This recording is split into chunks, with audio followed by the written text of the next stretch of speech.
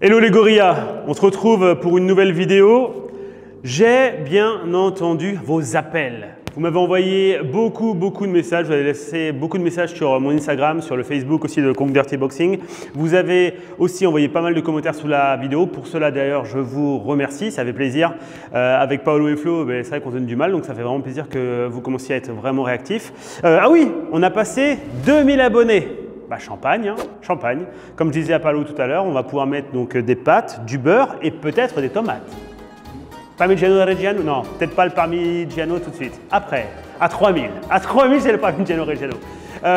Aujourd'hui, la vidéo, c'est une vidéo sur comment on fait pour boxer quand on est grand et qu'un petit vient nous mettre la pression. Donc, comment fait-on pour boxer avec un boxeur plus petit que soi, qui est agressif, qui met la pression, qui veut venir casser à distance? En gros, c'est pas compliqué, c'est un peu la réponse, d'accord, de l'autre côté de la barrière de la vidéo qu'on a fait la semaine dernière. Le premier exercice que vous allez faire quand vous êtes grand, c'est travailler sur votre jeu de jambes. Pour le jeu de jambes, on va le travailler surtout quand on met des coups pour l'instant. Okay, il va m'attaquer, il m'attaque avec un jab ou avec un cross et moi, je vais vouloir reculer, me servir de mon pied arrière pour reculer dans un premier temps et réajuster avec mon pied avant après pour réajuster l'écartement de mes jambes. Et moi, en même temps, je vais mettre mon jab. Là, l'objectif, c'est quoi? C'est pour l'instant de travailler sur le temps 1. Le temps 1, il est important. C'est-à-dire, quand il envoie une frappe, je n'attends pas de catcher pour riposter, mais je vais essayer, boum, d'envoyer la mienne en même temps. OK? Let's go. Boum, ici, regardez. Donc, n'oubliez pas, je suis plus grand. Donc, encore. Boum, je viens ici. Et regardez mes appuis. Encore. Essayez de ne pas trop tourner comme ça pour qu'on puisse te voir. Encore. Et hop, bam, je suis ici. Mon but, c'est ça. C'est ma main arrière vient protéger la ligne centrale, donc mon menton, et mon bras avant va venir direct au niveau de son menton. L'objectif, là, on part du principe que c'est un boxeur agressif qui va vouloir me faire soit une feinte ou soit envoyer un jab pour me désorganiser pour après venir passer dessous en cassant la distance, d'accord, avec un bob ou avec un bob and weave comme on a vu la semaine dernière. Moi, le but, c'est que dès qu'il envoie, boum, en même temps que lui, j'envoie quelque chose, d'accord? Donc cette main-là vient un petit peu catcher. Alors évidemment, attention au crochet, mais vu que vous êtes plus grand, normalement les crochets sont un peu plus compliqués. À moins que vous fassiez comme Joe Frazier contre Ali, où il se retrouvait ici, et d'un coup, boum, il envoyait des grosses mines. Ça marchait pas mal d'ailleurs. Après, il faut avoir un mental solide quand vous êtes un petit pour faire ça. Mais ça se fait. Donc moi, je veux rester grand. Je suis ici, boum, je viens ici. Bam, et ici, impec. Bam, encore. Alors, si on ne fait pas trop de rotation, c'est pour rester dans le plan de la caméra. Hein. Mais en vrai, évidemment, vous pouvez utiliser tout le ring, très clairement. Encore. Bang, encore. Vous voyez, mon but, moi, c'est ça. C'est de bouger, boum, et d'être ici. Encore. C'est vraiment de trouver cette notion de tempo. Là, boum, mon timing.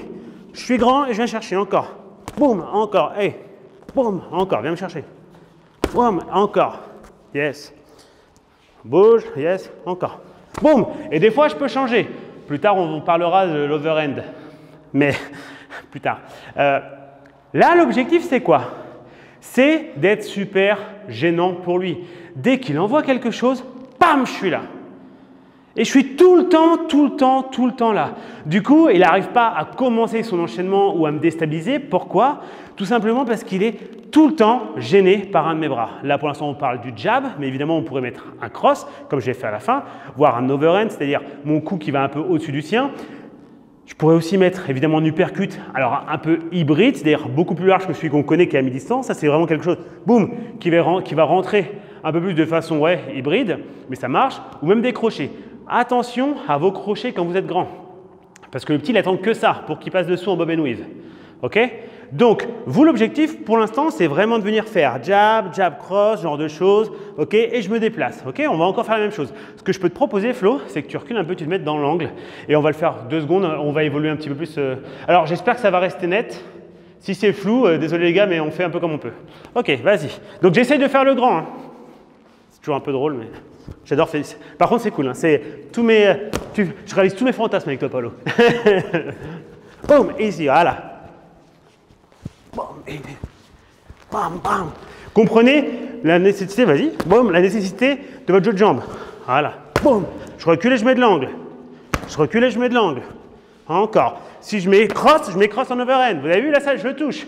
Et en fait, à chaque fois qu'il envoie quelque chose, ça me met vachement en difficulté. Parce que le pauvre vieux, à chaque fois qu'il frappe, il y a quelque chose. OK? Donc ça, c'est un exemple. Maintenant, Paolo, il n'est pas stupide. qu'est-ce qu'il va essayer de faire? Il va sûrement, lui, tenter des feintes. Le petit, généralement, par définition, il va faire une feinte et faire quelque chose derrière. Pour soit me faire monter les mains et que je ne vois plus rien, ok? Ou soit, alors ça d'ailleurs c'est important, je me rapproche un peu. Soit le petit va faire cette feinte pour faire monter les mains et à ce moment-là, lui, il va disparaître. Et je vous jure, ça marche vraiment très bien, d'accord?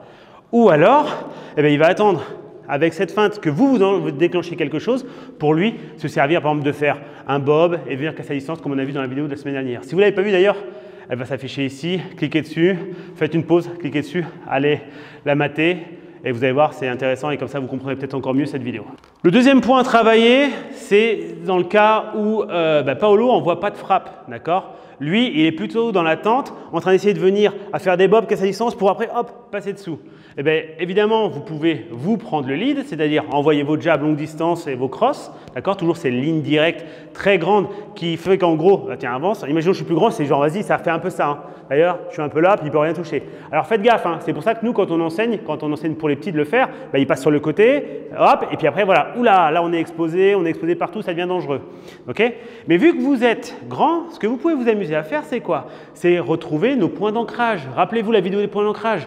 Quand j'ai les points d'ancrage, je peux faire quoi? Non seulement je vais déstabiliser mon adversaire, et en plus, ce qui va être super intéressant, c'est que je vais aussi généralement lui gêner la vue. Ok? Donc ça, c'est important. Donc on passe sur cet exercice tout de suite. Exercice numéro 2, le point d'ancrage.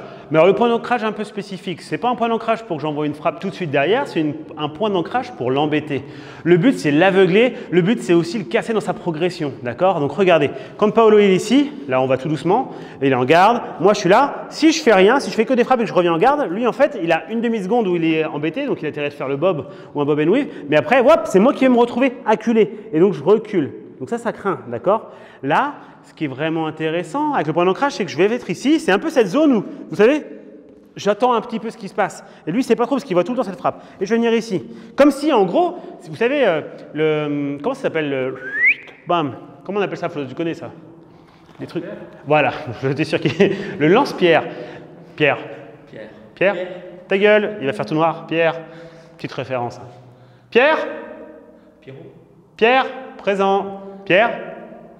Pierre. Vous n'avez pas vu Pierre? Pour ceux qui connaissent, bon, je vais mettre un petit truc, un petit extrait de la vidéo. Nous sommes à l'âge de Pierre. Pierre? Présent. Pierre? Présent. Pierre? Présente. Pierre? Présente. Ah. Pierre? Présent. Pierre? Pierre? Évidemment, encore absent celui-là.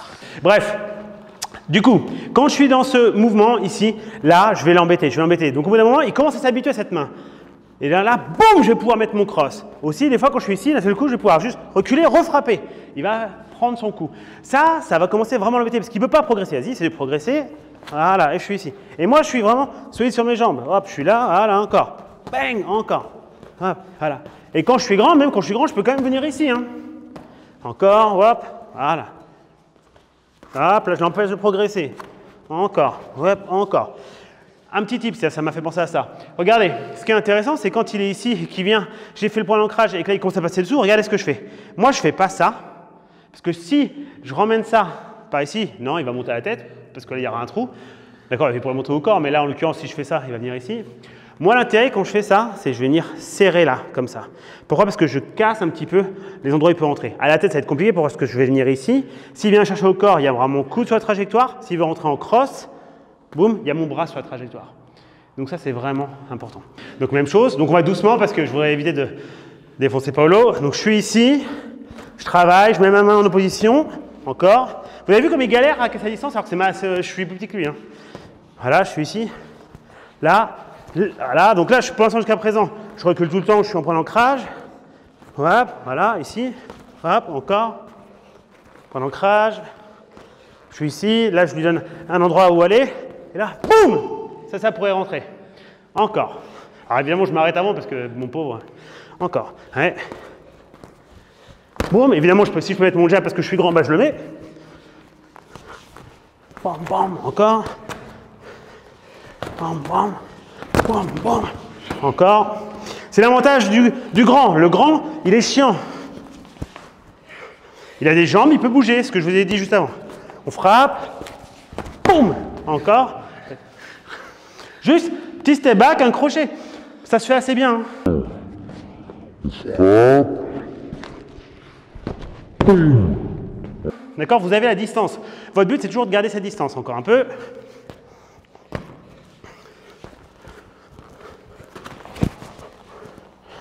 Donc là, jusqu'à présent, je résiste, je l'embête un peu, je suis autant devant. D'un seul coup, boum, je ne résiste plus. Évidemment, jusqu'à présent, vous avez vu? Tiens, intéressant. Je ne sais pas si je pourrais le remettre au... Ouais. Je sais pas si je pourrais le remettre au ralenti, je vais essayer. En tout cas, vous avez vu, il a fait ça, il est passé. Il a voulu le mettre au corps et moi, je suis revenu comme je vous ai expliqué. D'accord? Sur la ligne, en protection ici. Ça aurait été à la tête, j'aurais fait ça. Ok? Il est venu chercher le corps, il a pris ça, donc il a pris mon coude. Pas très agréable quand on boxe de prendre un coude dans les gants. Ok?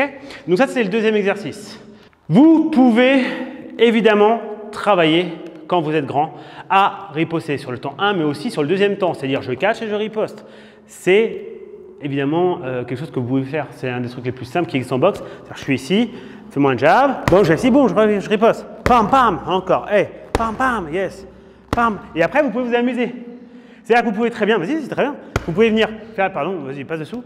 Faire ça, hop, mais dès l'instant que je vais reculer, c'est pas grave du tout. Ok? Vous avez le droit de faire des crochets et des uppercuts. Ok? C'est pas que en ligne directe, parce qu'on va s'embêter. Hein, je voudrais pas être grand. C'est pas vrai, j'aimerais être grand. Arrête de rigoler, toi. Donc je suis ici, voilà, c'est tellement bizarre de boxer pour moi grand, mais je dis boum, je riposte. Boum, je riposte. Hey. Et d'un seul coup, vous voyez, je laisse travailler un peu. Bang, bang, hop, j'enchaîne. Bam, bang, encore. Et je travaille. Pa, pa, pa, pa, pa, pa. Vous pouvez enchaîner les frappes. Je suis ici, ouais. Mon but, je veux pas qu'il travaille vers moi. Et encore. Bam, bam, bam. Encore. On est ici. Imaginez les feintes. Je peux très bien venir ici sur les feintes. Boum. Le faire réagir, le petit. Si je sais que chaque fois que je fais un jab, il va essayer de ducker, enfin, essayer de partir sur un côté. Ça peut être drôle, hein, de feinter le premier jab et de mettre un deuxième après. On est ici. Hop, boum. Encore. Je suis là. Hop, boum. Encore. Bang. Vous avez vu? Là, c'est un exemple type. Je suis ici. Boum. Encore. Hop. Hop, bang. Et je rentre. Je laisse travailler, c'est un petit, encore, bang. Regardez comme il se fatigue par rapport à moi. Encore, ah oui, j'ai bougé. Encore. Boum. Il se rapproche, celui-là, il se rapproche, il vient me chercher. Boum, encore. Bon, et voilà, je veux tout le temps rester grand, encore. Rester grand, je peux attaquer. Bam, bam. Une chose aussi que les grands font beaucoup, c'est s'accrocher. Quand le petit, il a tendance à venir casser la distance, dès que vous êtes proche, il arrive, il va être là au corps à corps, ils vont tendance à vouloir s'accrocher. Saisir les bras, serrer fort, mettre la tête le plus proche de la sienne ou sur l'épaule, histoire de ne pas prendre de coups. Et voilà, si je tourne, regardez ce qui se passe, hop, comme ceci, j'essaie de mettre mes mains ici. Évidemment, il y a plein de façons de faire. On peut aussi faire on peut faire tout ce qui va être, je crois que ça s'appelle underhook en MMA, je ne suis pas sûr, mais bon, bref. Je viens ici, là, je viens là. Ok, je viens ici. Ok, une fois que je suis là, moi, je peux m'amuser à me poser ma tête là, et là, je peux frapper aussi. Le grand, il fait ça, mais généralement, on attend surtout que l'arbitre nous sépare. D'accord? Ça, c'est quelque chose que vous pouvez faire. Par exemple, regardez cet extrait de Vladimir Klitschko contre Jean-Marc Mormec. Regardez à quel point, dès que Mormec vient passer dessous, dans ce combat, il avait eu du mal à casser la distance, hein, vraiment très compliqué. À chaque fois qu'il est arrivé, Klitschko, il l'accrochait.